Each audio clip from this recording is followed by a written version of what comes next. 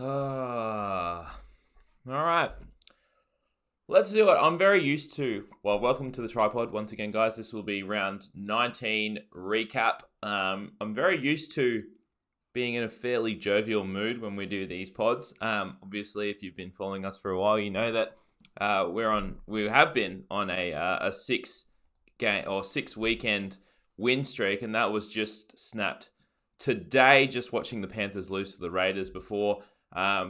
Very unfortunate. I'd like to say not only is it just fucking brutal the way that we've lost so many multis on the last leg recently. I think we've had 5 or 6 multis of over $20 or over $18 maybe that have lost on the last leg in the last 6 weeks. It's been a fucking joke, honestly. And what I would suggest to you guys is if we give you out a multi, just fucking change the last leg to the exact opposite of what we have, and you would be raking in bulk coin. Panthers last leg of a $20 or $21 Bet365 multi that we had on this week. Just needed Panthers plus 1.5. Couldn't get the job done. And we have our first losing week of footy in 7 weeks, 8 weeks, 7 weeks, I think. I think we were we're on a 6-game winning streak, and obviously that has been snapped today. I'd like to say that Jacob has told me actually that I'm allowed to blame it on him, because Jacob has been away for the last 6 weeks. We've been on a great run, 1 on 2 Origin games while Jacob was away, 1 on 6 weekends of footy while Jacob was away. He touches down this morning from a 6-week holiday in Europe, and he texts me and says, "You've been on a good roll, mate. I'm going to load up on the Panthers." So I'm going to blame that on Jacob. It's bad luck that he's come back today. He's come back for his very first bet in 6 weeks, and he's gotten on the Panthers because I told him to. And of course, that's the one game that absolutely demolishes us. And we'll start with that one, I guess. The Raiders just beat the Panthers 30-18, as we just saw. I do think that the Raiders probably deserved the win. They were the better team throughout the game, I do think. I just thought that it was, a decent line in terms of, I didn't think that the Panthers should have been underdogs at home. I thought that the Raiders were, arguably, probably the better team in terms of going into the game. But I just thought that, the Panthers are not, 4 points worse than the Raiders, which is what the line was telling us. The Panthers were 1.5 point underdogs at home at Panthers Stadium, which is probably worth 2.5 points. So I really did think that the Panthers would show up, and they didn't. They really didn't. I thought that the Raiders were very solid throughout the whole game, and when you play this Raiders side, you just know what you're going to get. They're going to be very solid. But this Panthers team has been playing solid. And they just didn't show up here. They had a lot of ball, they had a lot of chances, and they just couldn't convert. And it was just one of those games where, the Raiders basically converted every single chance they got, and the Panthers did the exact opposite. So, look, to be honest, I got that game wrong. Canberra did deserve the win, but it's just so painful to have that Panthers leg as the last leg of a 20-1 multi on 365, to have that as the last leg of a multi paying over $4 on BetEasy. And that all comes crashing down on the final game of the round. But that's the way it goes. And if you've been following us for a while, you know that we somehow we lose on the last leg more than we cash multis, which doesn't make sense to me. It should be pretty much 50-50 or actually 60%. If you've watched us for a while, because we are 60% on our tips. But for some reason, we just have this last leg curse that we cannot get over the hump, and it's happened multiple times this season, and definitely like 5 or 6 times in the last month or so. So it's been absolutely grim, but hopefully it'll turn around at some point. All right, let's backtrack to Thursday. We had the Sharks beating the Cowboys 16-14.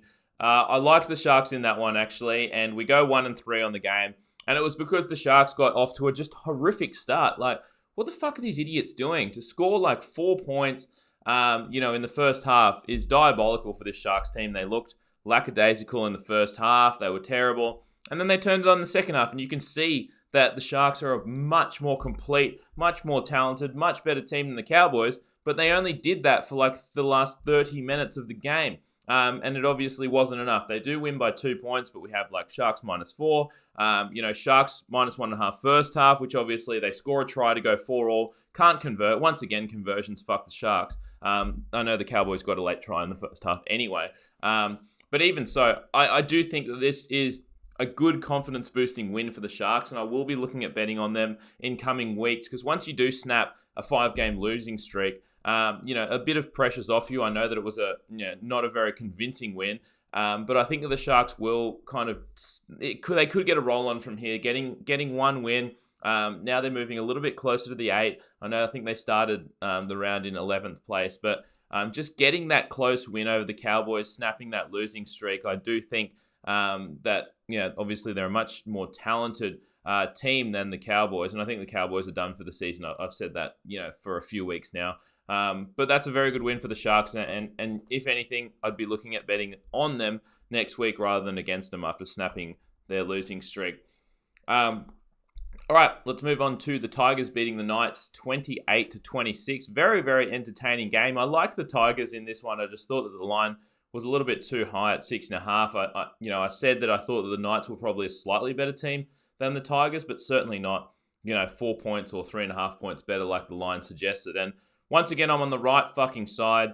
I pick a team that's a 6.5 point underdog. They win outright, but somehow we only go 1-1 on our best bets, which has been kind of the theme for this season. And it's surprising that we still, if you follow our best bets, I think you're up like $4.5 grand on the season, which is funny because it seems like every single game that we get right, we lose, one bet or so. And every single game that we get wrong, we lose every single bet. So that's the way it goes here. But very good win for the Tigers. The Knights, I've said this before, everyone is very, very high on the Knights. But they are still an average team. This Knights side is not a top 6 team, in my opinion. Neither are this Tigers team, but I think they're slightly worse, and just the line value that we got on the Tigers was certainly worth it. So very, very good win for the Tigers. I guess on another note, the Kalen Ponga sin bin, I know that it didn't have too much bearing on the game. It was only with a few minutes left, but that is an absolute joke. And it once again highlights the refs in the NRL, especially this season. I've been watching NRL for 15 plus years, and this season just seems like it has been an absolute joke. Some of the refereeing decisions this year just boggle my mind and continue to boggle my mind. So, Knights should have won that game. They really should have. They got up to a good start, scored the first 2 tries, and then just let it slip. But this Tigers team is one of those ones where it's like they're not gonna beat you. They're not gonna thrash you. They're not more talented than the Knights, that's for sure. But they just fucking dig in.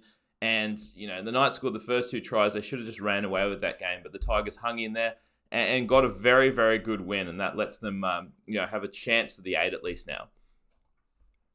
And then the one game, I love 2 games this week. I love the Panthers, which obviously shat itself about 10 minutes ago.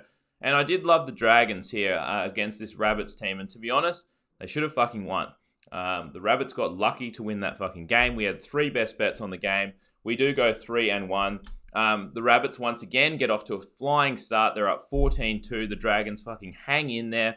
And I mentioned it in the pre-round 19 preview. I thought that not only getting Widdop back is obviously a boost to the team in terms of talent, and obviously, a guy like Gareth Widdop is probably worth 2 points when healthy, when fully healthy. So maybe he's worth 1.5 points at the moment. But I thought that the team would get a bit of a mental bump from getting Widdop in there, and I think that they did. I think Widdop played great. Once again, the Dragons have been struggling with goal kicking all season long, but with Gareth Widdop back, he didn't miss one kick. Kicked the sideline penalty at 14-all to get the 2-point lead, and then they just got so unlucky. There's less than a minute left. Rabbits go onside kick, get the ball, and then score in the final seconds. And let me tell you this. I was saying this could be a make or break game for this Dragons season. They get their best player back, Gareth Widdop. They're all stoked. Yes, let's put in an awesome effort, and they did. But now they lost in an absolutely heartbreaking game. They should have won that. They came so close. And let me tell you this, I think there is not a better time in the world to say that this is a heartbreaker for the Dragons. And if anything, I haven't looked at the slate too much for next week. But my first inclination would be to bet against the Dragons next week because of this. They get their best player back. They are looking sweet. Looks like you're going to win. Yes, your season's back on track. No, you fucking get crushed with a last-second try. And now, it's a long way back to the 8. And I really think that they could just fold mentally next week. So I'd certainly be, my first inclination would be to look against betting on the Dragons next week. Next game was the Eels beating the Warriors 24-22. Didn't have any best bets on the game. I mentioned in the preview that I would have played Warriors if Cody Nikorima got ruled in. He was obviously ruled out on Friday. So I stayed away from the Warriors, even though that was the side that I wanted to take. It was the right side. They should have won the game. A lot of people kind of say that the Warriors were robbed. They certainly were. If you just look at that last forward pass from RTS, that was definitely not forward.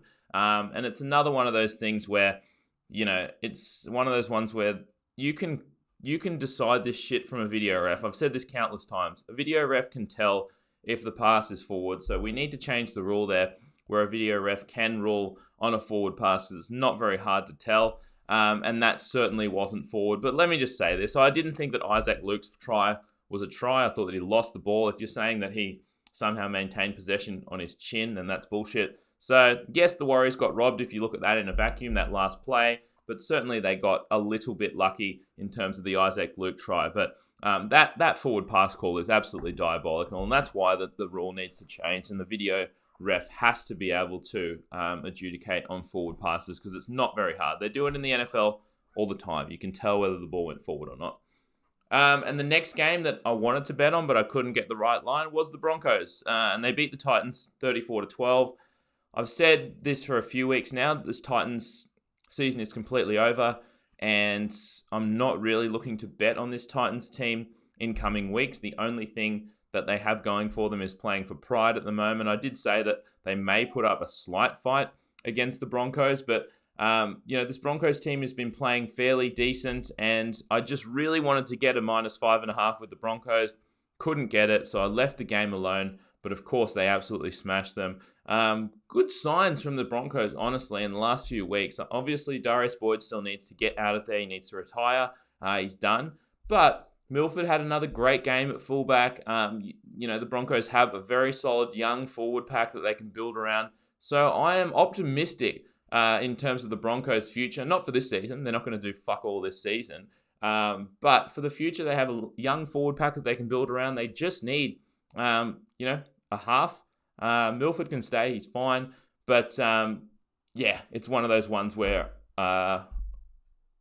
Stephen's asking, isn't that dangerous now Titans don't care anymore? Look, it could be. And certainly I'd be looking to bet a lot of Titans games involving the Titans over. Generally, when you get a team that doesn't have anything to play for, they tend to throw the ball around a little bit more, stuff like that. And they tend to not try on defense as much. They tend to, if they get down, they can fold, as we've seen with the Titans the last couple of weeks. So certainly I'd say that moving forward for the Titans, I'd look to maybe play them in spots where, they've just been blown out and it's kind of one of those games where that they're going to show up for. I think, against some of those top teams, they could show up.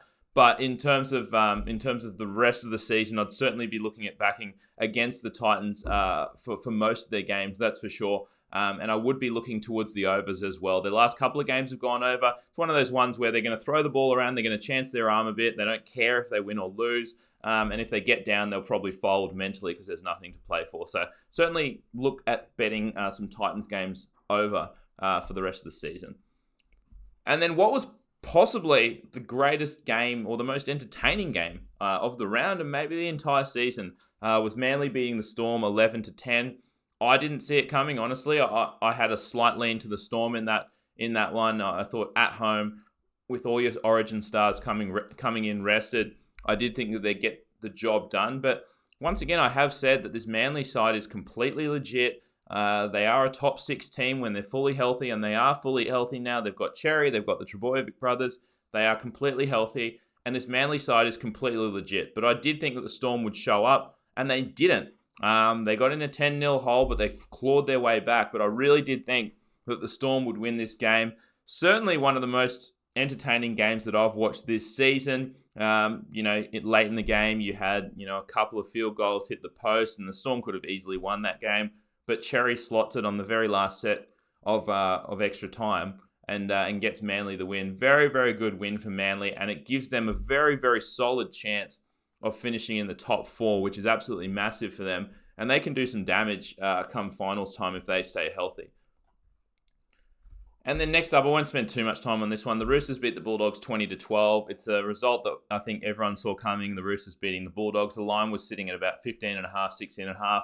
I mentioned that I was leaning towards taking the Bulldogs plus the points, but just couldn't do it because obviously we know what happens when the Roosters can start to steamroll. But it's one of those ones where the Roosters just did enough to get the job done. They didn't get out of second gear pretty much all game, and the Bulldogs got a couple of late tries there to keep it relatively close. But don't take anything away from the Roosters just beating the Bulldogs by 8 points. This was a training run for them. They did not get out of second gear, like I said.